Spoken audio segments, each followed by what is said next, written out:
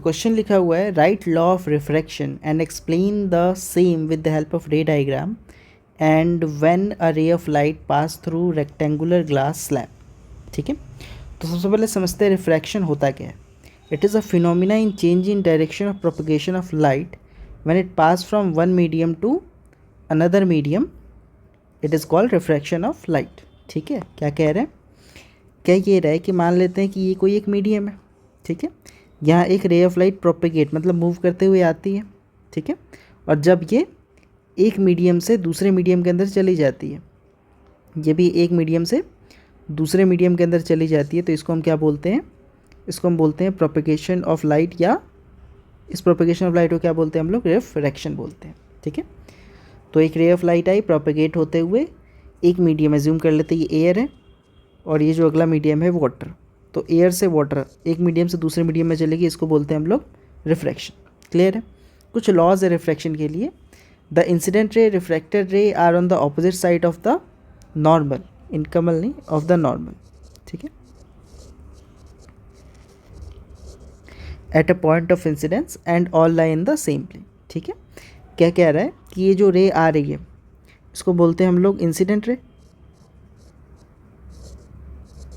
ये होगी incident ray, और जो रे जाएगी वो हो जाएगी रिफ्रैक्टेड रे, और at the point of incidence मतलब जिस जगह पे रे टकराई है वहाँ पे हम ड्रॉ करेंगे एक नॉर्मल, तो ये हो गया हमारा नॉर्मल। नॉर्मल से लेके रे ऑफ इंसिडेंस के बीच में जो एंगल बनता है उसको हम बोलते हैं एंगल ऑफ इंसिडेंस, और नॉर्मल से लेके एंगल ऑफ रिफ्रैक्शन मतलब जो रिफ्रैक्टेड रे तक जो बनता है उसको बोलते हैं हम लोग एंगल ऑफ रिफ्रैक्शन। तो यहाँ ये कह रहा है कि the incident ray and refracted ray are on the opposite side of the point of incidence. ठीक है, मतलब जहाँ पे टकराई है उसके ऑपोजिट साइड पे इंसिडेंस और रिफ्रैक्शन होने चाहिए, and all lie in the same plane. इनका जो प्लेन है एक्स वाई जेड मतलब वाई वाली प्लेन, सेम प्लेन के अंदर दोनों प्रेजेंट होने चाहिए। ठीक है, ऐसा नहीं हो सकता कि अगर ये वाई प्लेन में तो दूसरा एक्स में है, ये एक्स में तो दूसरा वाई प्लेन में। ठीक है, दूसरा कह रहा है for the given pair of media the ratio of sine of angle of incidence to the sine of angle of refraction is constant. तो यहाँ ये कह रहा है कि जो दोनों की वैल्यू है sine i upon sine r, इन दोनों की जो नेट वैल्यू है वो कांस्टेंट होगी, मतलब mu is equals to sine i upon sine r होगा। ठीक है, नेट वैल्यू जो होगी वो एग्जैक्ट सेम होगी, या तो इंसिडेंस ज़्यादा हो जाएगा तो रिफ्रैक्शन कम हो जाएगा, रिफ्रैक्शन ज़्यादा हो जाएगा तो इंसिडेंट कम हो जाएगा, मतलब नेट वैल्यू सेम होनी चाहिए। ठीक है, अच्छा अब क्वेश्चन पे आते हैं। तो क्वेश्चन ये कह रहा है कि explain with the same with the help of रे डायग्राम व्हेन रे पास थ्रू अ रेक्टेंगुलर स्लैब। तो जब ये रे एक रेक्टेंगुलर स्लैब से पास कर रही है तो ये बात मुझे दिखानी है। ठीक, तो हमने कहा एक रेक्टेंगुलर स्लैब बना लेते हैं। ठीक है, एक रेक्टेंगुलर स्लैब बना लेते हैं। हाँ जी, तो ये है एक रेक्टेंगुलर स्लैब, थोड़ा छोटा कर लेते हैं। हाँ, इतना इनफ होगा। ठीक है, अच्छा अब इस स्लैब से मैंने कहा कि एक रे ऑफ लाइट पास करवाते हैं, एक रे ऑफ लाइट को पास करवाते हैं। तो यहाँ एक रे ऑफ लाइट आई होगी, इस स्लैब से टकराई होगी। ठीक है, जो रे आई है इससे टकराने के लिए उस रे को मैं क्या बोलता हूँ, उसको मैं बोलता हूँ इंसिडेंट रे। ठीक है, कौन सी रे बोलता हूँ, इंसिडेंट रे। ठीक है, जो मीडियम है यहाँ पे मैंने कहा यहाँ मीडियम है वो है एयर का, ये स्लैब है रेक्टेंगुलर ग्लास की, तो ये है ग्लास और इसके बाहर है फिर से एयर। एक बात और ध्यान में रखने वाली है सॉल्व करने से पहले, ये हमें पता होना चाहिए कि जो रे है वो जब अलग अलग मीडियम्स में जाती है तो चेंज कैसे आता है। तो हमने कहा कि अगर रे लेस डेंस से मोर डेंस में जाए, ठीक है, लेस डेंस से मोर डेंसर मीडियम के अंदर जाए, लेस डेंस से मोर डेंस में जाएगी तो ये रिफ्रैक्ट करेगी टुवर्ड द नॉर्मल। ठीक है, then it will refract toward normal. ठीक है, अगर जो मैंने लिखा है ये लेस डेंस को एक और नाम से जाना जाता है, इसको हम बोलते हैं रेरर। तो अगर लाइट रे रेरर से डेंसर मीडियम में जा रही है तो वो टुवर्ड द नॉर्मल चली जाएगी, और अगर डेंसर से रेरर में जा रही है, डेंसर से रेरर में जा रही है या लेस डेंस में जा रही है, तो ये अवे फ्रॉम द नॉर्मल चली जाएगी। ठीक है, तो यहाँ चली जाएगी अवे फ्रॉम द नॉर्मल चली जाएगी। ठीक है, अच्छा अब मैंने क्या कहा कि एयर के अंदर ज़्यादा मॉलिक्यूल्स होंगे या ग्लास के अंदर ज़्यादा मॉलिक्यूल्स होंगे। तो सिंपल सी बात है, मुझे पता है ग्लास के अंदर ज़्यादा मॉलिक्यूल्स होने चाहिए, क्योंकि एयर तो गैस है और ग्लास सॉलिड है, सॉलिड में ज़्यादा पार्टिकल्स होते हैं गैस के मुकाबले।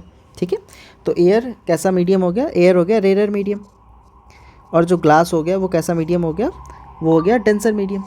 ठीक है, तो अब आते हैं अपने कंसेप्ट पे कि अगर एक रे ऑफ लाइट है रेयर से डेंसर मीडियम में जा रही है, तो ये बेंड कर जाएगी टुवर्ड द नॉर्मल। ठीक है, अब बेंड करने का क्या मतलब है समझते हैं। मैंने कहा ये जो रे ऑफ लाइट जा रही है, अगर इसके रास्ते में ये ग्लास स्लैब नहीं आता तो इसका पाथवे क्या होता, ये कुछ ऐसे ही फ्लो करती रहती। ठीक है, लेकिन अब इसके रास्ते में ग्लास स्लैब आया है, जिस जगह पर ये टकराई है उस पॉइंट को हम कहते हैं पॉइंट ऑफ इंसिडेंस। जिस जगह पर टकराई है उसको बोलते हैं हम लोग पॉइंट ऑफ इंसिडेंस। हाँ ठीक है, इंसिडेंट रे, हाँ, तो इसको बोलते हैं हम लोग पॉइंट ऑफ इंसिडेंस। जिस जगह पे पॉइंट ऑफ इंसिडेंस हुआ है वहाँ के बिल्कुल परपेंडिकुलर हम ड्रॉ कर देंगे एक नॉर्मल। तो उसके बिल्कुल परपेंडिकुलर हम क्या ड्रॉ कर देंगे, एक नॉर्मल ड्रॉ कर देंगे। ठीक है, मैं स्ट्रेट लाइन में ड्रॉ कर लेता हूँ। तो उसके एक बिल्कुल परपेंडिकुलर मैंने एक नॉर्मल ड्रॉ कर दिया। ठीक है, अब नॉर्मल से लेके इंसिडेंट रे तक का एंगल, नॉर्मल से लेके इंसिडेंट रे तक का एंगल जो होता है उसको बोलते हैं हम इंसिडेंट रे, इंसिडेंट एंगल। अच्छा, अब ये रे जाना कुछ इधर चाहती थी। ठीक है, लेकिन हमने कहा कि रेयर से डेंसर मीडियम में गई है तो ये it will bend toward the normal.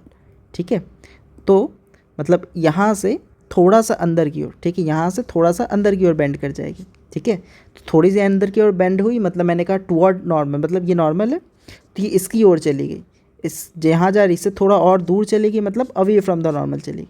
ठीक है, तो मैंने कहा ये थोड़ा सा और अंदर चली जाएगी, मतलब कुछ रे ऐसे पास कर जाएगी। ठीक है, यहाँ ऐसे कुछ रिफ्रैक्ट होगी। ठीक है, तो ये जो एंगल बना इन दोनों के बीच में उसको मैंने बोला ये कौन सी है, ये है रिफ्रैक्टेड रे। ठीक है, पहली बात क्लियर हो चुकी है। अच्छा, अब मैंने कहा कि यहाँ जो कंप्लीट मीडियम है वो है ग्लास का, जो पूरा मीडियम है वो ग्लास का मीडियम है, तो इसके अंदर तो कोई चेंज आने नहीं वाला है। ठीक है, इसके अंदर तो कोई चेंज आने नहीं वाला है, तो इस पूरे मीडियम के अंदर जो रे है वो सेम जाने वाली है। ठीक है, ये सेम जाने वाली है, सेम रे यहाँ तक गई। ठीक है, अब ये रे ग्लास के इस पॉइंट पर टकराई है। अब मैंने कहा कि जब भी रे दूसरी जगह पर टकरा जाती है, ठीक है, तो अब ये रिफ्लेक्टेड रे नहीं रही, अब ये बन चुकी है इंसिडेंट रे, क्योंकि ये दूसरी जगह पे इंसिडेंट ये टकरा रही है। ठीक है, तो मैंने कहा अब इस रे को मैं नाम दूंगा इंसिडेंट रे। ठीक है, अब इस रे को नाम दूंगा मैं इंसिडेंट रे। ठीक है, जिस जगह पे भी ये रे टकराएगी वहाँ पे मैं एक नॉर्मल ड्रॉ करने वाला हूँ। ठीक है, तो मैंने कहा यहाँ रे टकराई है तो यहाँ इसके बिल्कुल परपेंडिकुलर रे बिल्कुल नॉर्मल ड्रॉ करते हैं। तो नॉर्मल कैसा होना चाहिए, ऑलवेज परपेंडिकुलर टू द रे। तो इसके बिल्कुल परपेंडिकुलर मैंने एक रे ड्रॉ कर दी और इस रे को नाम दे दिया नॉर्मल, और ये रे मेरी अब क्या कौन सी रे बन गई, अब ये रे बन गई मेरी इंसिडेंट रे। ठीक है, अब इंसिडेंट रे और नॉर्मल के बीच में मैंने एंगल ड्रॉ कर दिया और इसको मैंने नाम दे दिया क्या, एंगल ऑफ इंसिडेंस। सेम वही लॉजिक कि ये रे जाना कहाँ चाहती थी, ये रे जाना चाहती थी ऐसे स्ट्रेट लाइन में। ठीक है, क्योंकि propagation of light is always in the straight line, लेकिन जब ये रे ग्लास से टकराई तो ये रिफ्रैक्ट हो जाएगी। अब रिफ्रैक्ट कहाँ होगी सर, ये जा रही है ग्लास से एयर के अंदर, मतलब मोर डेंस से लेस डेंस।